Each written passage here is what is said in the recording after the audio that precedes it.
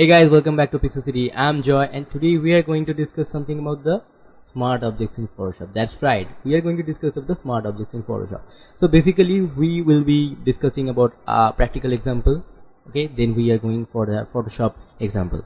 So before we start today's video, I'm going to tell you some things. Listen carefully. The concepts in Photoshop is very important.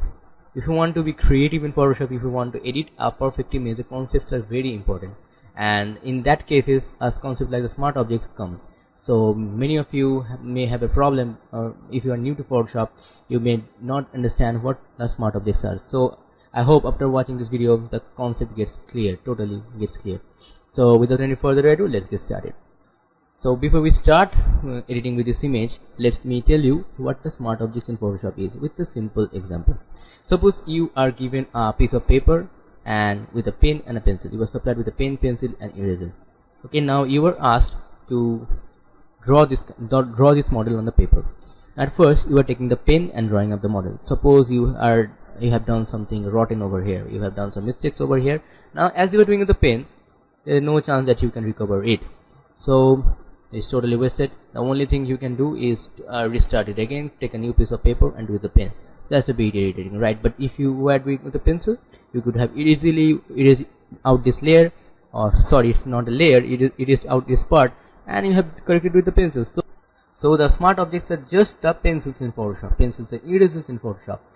If you at the end of the end of the editing, if you feel that this part of the image or any effect you have applied needs to be resetted or need to be edited, you can do it anytime. So this symbols indicates the smart objects in Photoshop. But let's try it with a simple example. So this is the pen. Okay, this is the pen, and I'm directly applying a blur. So I'm applying a blur gallery. So how I applied the blur is by going to the blur gallery and the tilt shift blur. The tilt shift blur I have already applied it, so I'm directly applying the tilt shift blur. I'm just blurring out the background. So I have the background copy layer selected and I have just applied the blur here. Now let's say you want to change the intensity of the blur right now. Now it's not a deal right now because you can hit the Ctrl Z and it's not irritating. Suppose you have created another layer and take the brush tool and just painted something like this. Okay, now you have taken another layer, you have made another, select a new color, you have taken another layer, you have selected another color, let's say blue, and you have painted with blue. So now basically if you want to change the blur again, there is no blur thing, but whatever, if you want to change the blur again, there's only way to tap Ctrl Z, Ctrl Z, Ctrl Z until it gets here, and tap Ctrl Z again and it removes the blur. So only way to do it right like this. But what if we have the smart object enabled? So right click and convert to smart object. The layer is now converted to smart object. Now go to filter and apply the same blur. Okay, so this is the same blur that has been applied, and now click on the new layer and I'm just painting it like this. I'm clicking a new layer, taking a color like red, okay, pinkish. I'm applying something like this, a new layer, and this time I'm taking a brown, painting like this. So whatever it is, it doesn't matter. Now if I want to change the intensity of the blur anytime, I can do it just by increasing the sliders or whatever edit I can do it here. So these are the, okay, let the blur apply. So these are the things that smart filter allows you to do. You can edit your things at any time you want to. So this is not a perfect edit. I know this is not a perfect edit. I was not looking for edit also, I was just looking to give you the concept. So I think after watching this video you have a basic concept of what smart filter are.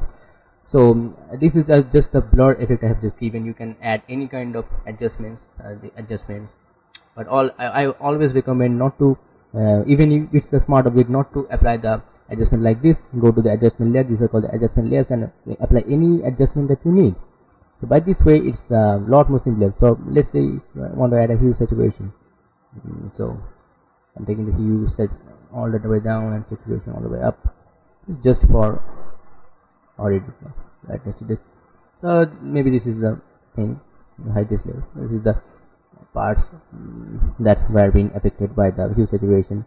Now you want to change it anytime. Okay, we can just double click on there and change the hue back to normal, color saturation to normal, like this. Okay, so these are totally editable, and the adjustment layers does the thing more easier.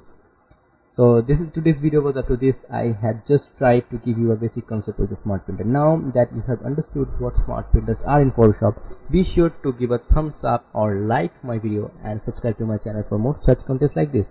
Thank you guys, thanks for watching, and if you're interested, please do comment below.